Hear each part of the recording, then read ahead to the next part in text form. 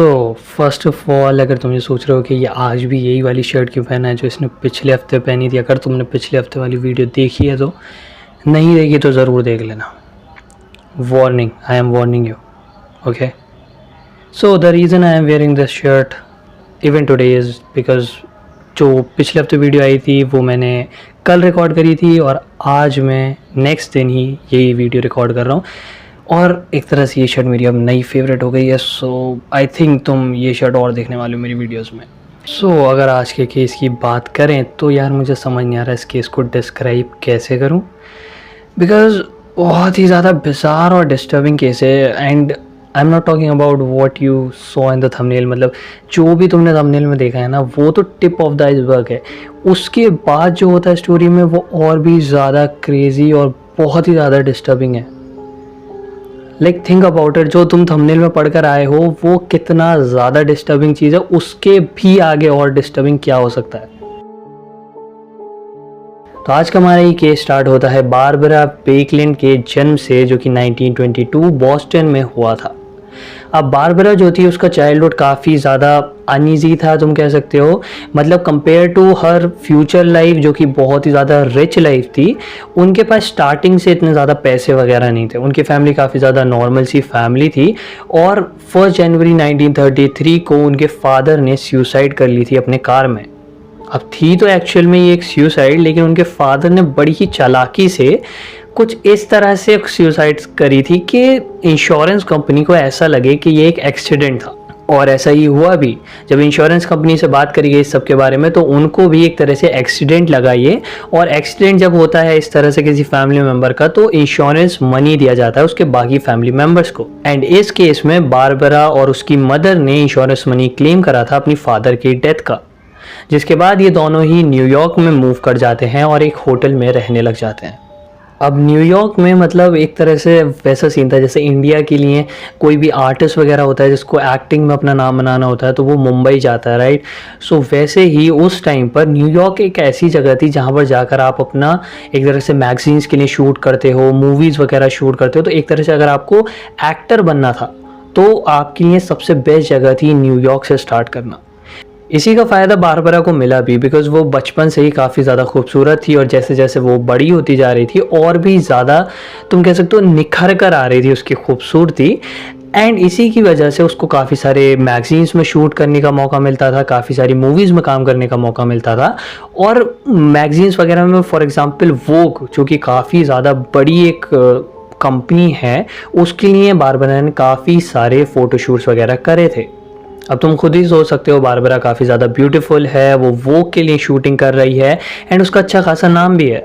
तो यानी कि न्यूयॉर्क की जो बहुत ही ज़्यादा बड़े अमीर लोगों की पार्टियां होती थी ना, लाइक रईसज़ादों की पार्टियां, उसमें बारबरा को बुलाया जाता था, इनवाइट करा जाता था और बारबरा को भी ये पार्टी वगैरह में जाना काफ़ी ज़्यादा पसंद था। ऐसी ही एक पार्टी में बारबरा मिलती है ब्रूक्स बेकलैंड से। ना ये जो ब्रूक बेकलैंड है ना, ये बहुत ही ज़्यादा अमीर आदमी था अपने टाइम का। लाइक एक प्लास्टिक होती है बेकलाइट नाम से, जो कि काफ़ी सारी चीज़ों में यूज़ होती है, लाइक टॉय, ज्वेलरी और इन सारी चीज़ों में। उस प्लास्टिक को जिसने इन्वेंट करा था वो इंसान था ब्रूक बेकलैंड। और ये जो बेकलाइट प्लास्टिक का एम्पायर था वो इतना बड़ा था कि ब्रूकलैंड से अमीर कोई इंसान नहीं था उस टाइम पर। इसलिए बारबरा जब उससे पहली बारी मिली तो बारबरा को लगा ये आदमी काफ़ी ज़्यादा बढ़िया है शादी के लिए, क्योंकि इसके पास पैसे भी हैं और ब्रूक जो है काफ़ी ज़्यादा हैंडसम भी था। बारबरा को ऐसी कोई कमी नहीं लगी ब्रूक में, तो इसीलिए बारबरा कोशिश करने लगी ब्रूक से शादी करने का। और सिर्फ ये नहीं कि मतलब दोनों मिले, बातचीत हुई और फिर इस तरह से अपनी लव स्टोरी इनकी आगे बढ़ी, बिल्कुल भी नहीं। बारबरा ने एक तरह से ट्रिक करा ब्रूक को खुद से शादी करने के लिए। तो ब्रूक से शादी करने के लिए बारबरा ने ये झूठ बोला कि मैं प्रेग्नेंट हूँ और ये जो मेरे पेट में बच्चा है वो तुम्हारा है। अब ऑब्वियसली ये बात सुनकर ब्रूक भी काफ़ी ज़्यादा हैरान हो गया, लेकिन उसने भी फॉर सम रीज़न ये बात मान ली कि हो सकता है हाँ तुम प्रेग्नेंट हो और ये बच्चा मेरा ही होगा। ऑब्वियसली उसने ये बात मान ली और इन दोनों की शादी हो गई। लेकिन शादी के बाद ब्रूक को ये पता चला कि बारबरा तो प्रेग्नेंट भी नहीं है, जिसके बाद इसको लेकर तो उनके बीच में थोड़ी सी लड़ाइयाँ हुई, लेकिन फिर धीरे धीरे कर सब कुछ ठीक हो गया। और शादी के कुछ सालों बाद इनका एक बेटा भी हुआ जिसका नाम इन लोगों ने एंटनी रखा। अब एंटनी का जन्म 1946 में हुआ था और उसके जन्म के 10 साल बाद ही इन दोनों की शादी में दरार आने लग गई। इन दोनों के बीच में लड़ाइयाँ होने लग गई और ये दोनों एक दूसरे से काफ़ी ज़्यादा दूर होने लग गए, सेपरेट होने लग गए। दोनों ही अलग अलग कंट्रीज़ में रहा करते थे, एक साथ मिलते नहीं थे काफ़ी लंबे टाइम तक। और एक टाइम जब ऐसा आया जहाँ पर ब्रूक फ्रांस में था और बारबरा पेरिस में थी, वहाँ पर बारबरा को ये पता चला कि फ्रांस में ब्रूक का अफेयर चल रहा है। ये बात जानने के बाद बारबरा इतनी ज़्यादा टूट गई थी कि उसने इवन सुसाइड करने की भी कोशिश करी थी।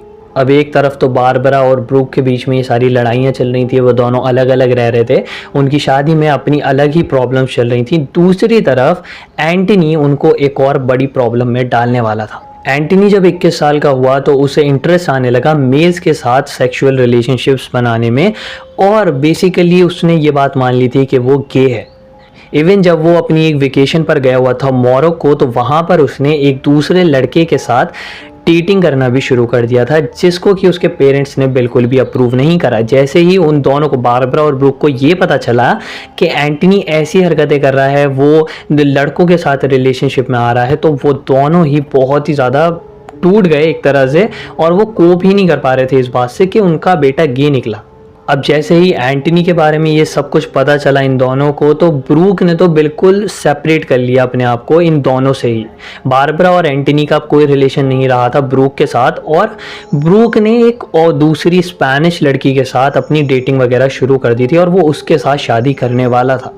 दूसरी तरफ बारबरा बिल्कुल ही टूट गई ये बात देख करके उसके हस्बैंड अब एक दूसरी लड़की से शादी करने वाला है, और बारबरा ने फिर से सुसाइड करने की कोशिश की थी, जिसके बारे में जानकर ब्रूक बिल्कुल एकदम परेशान आ चुका था बारबरा से, तो उसने बारबरा को डिवोर्स दे दिया।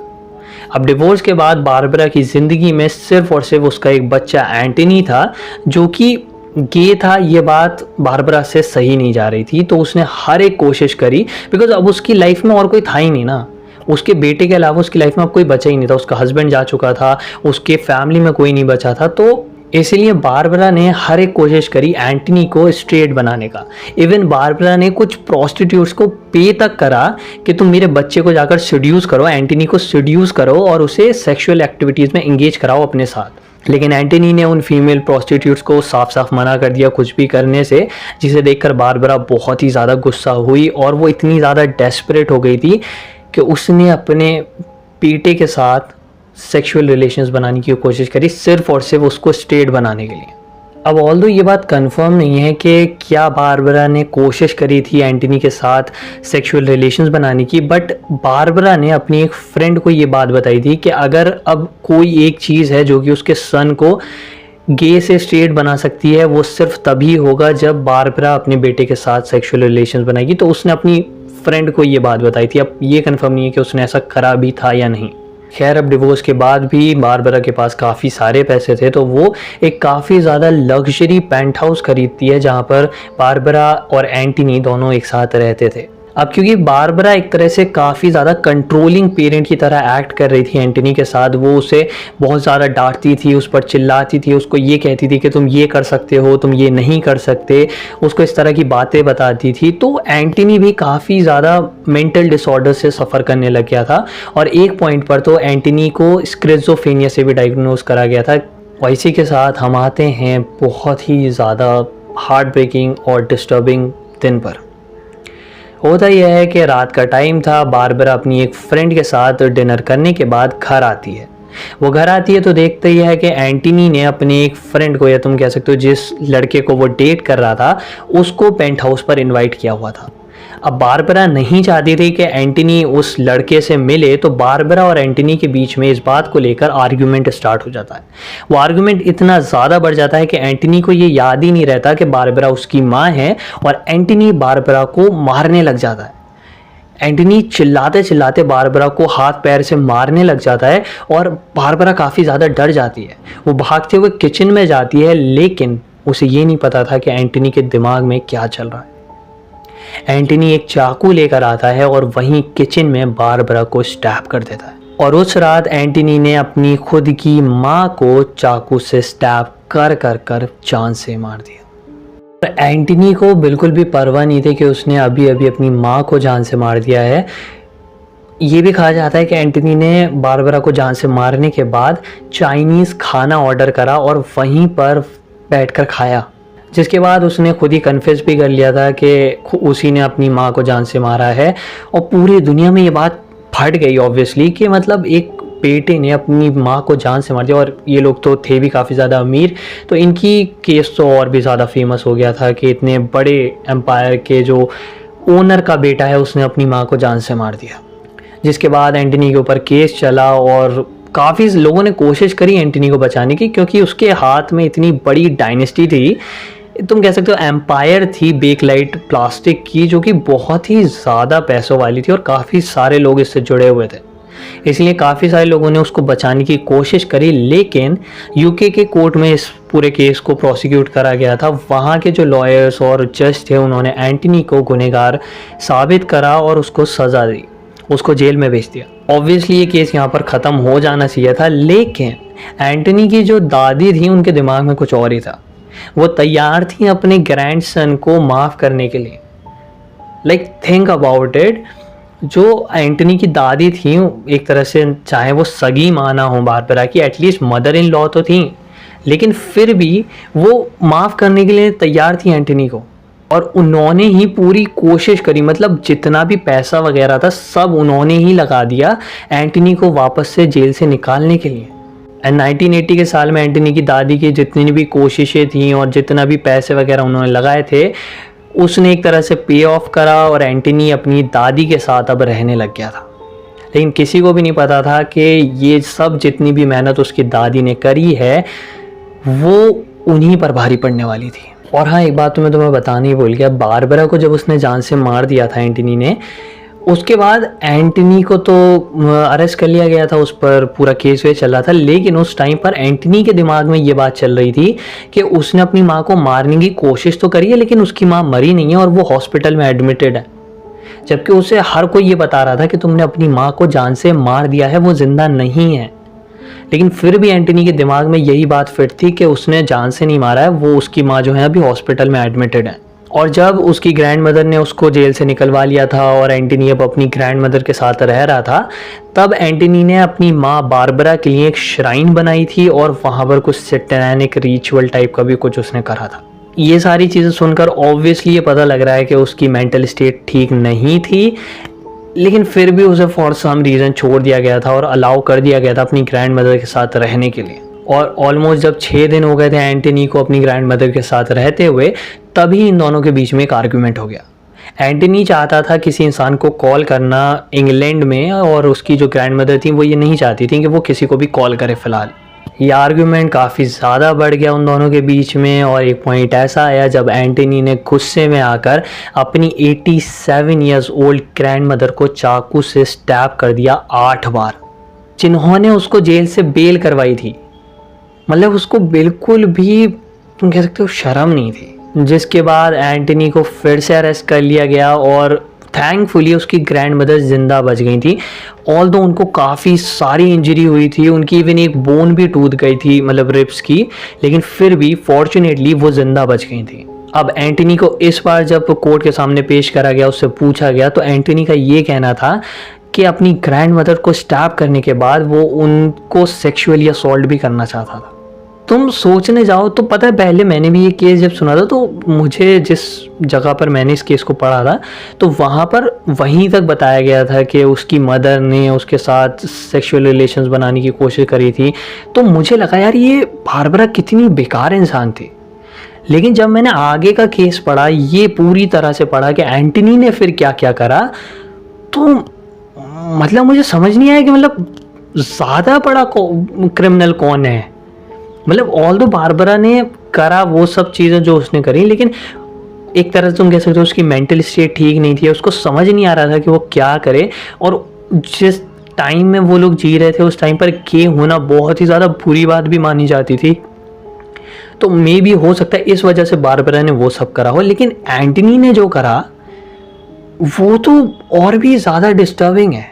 ये इंसिडेंट होने के बाद एंटनी की ग्रैंड मदर को भी ये बात समझ में आ गई थी कि ये लड़का घर में रखने लायक है नहीं, इसकी जगह जेल में ही है। और फाइनली एंटनी को लाइफ इम्प्रिजनमेंट दे दिया गया था, उसको हमेशा के लिए जेल में डाल भी दिया गया था एट लास्ट। डेथ उसकी जो हुई वो भी काफ़ी ज़्यादा मिस्टीरियस थी, क्योंकि उसने फ़र्स्ट ऑफ ऑल जब वो जेल में था, काफ़ी लंबा टाइम उसे जेल में रहते हुए हो गया था और वो काफ़ी ज़्यादा परेशान आ गया था वहाँ रहते हुए।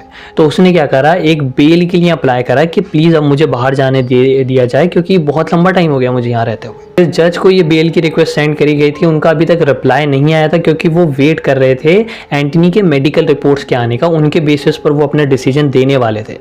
लेकिन जो मेडिकल रिपोर्ट्स थी उनको थोड़ा सा टाइम चाहिए था, तो इसलिए वो अपना मेडिकल रिपोर्ट्स पे काम कर रहे थे।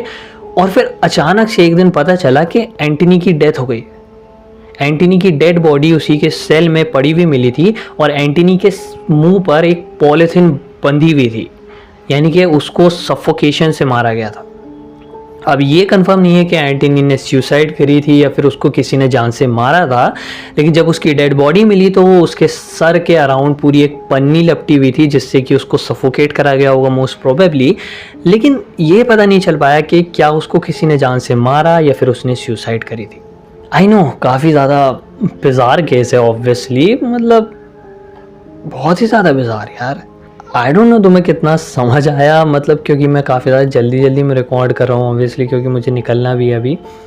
लेकिन बहुत ही ज़्यादा डिस्टर्बिंग, डिस्गस्टिंग, क्या क्या कहोगे तुम?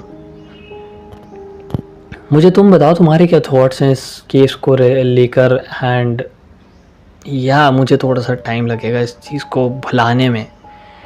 खैर मैं इस चीज़ को भुलाने में जाता हूँ एंड तुम्हें मैं ये ट्रॉमा देकर जा रहा हूँ कि तुमने इस केस को सुना था। होपफुली तुम भी भूल जाओगे कि मैंने तुम्हें ये बात बताई थी।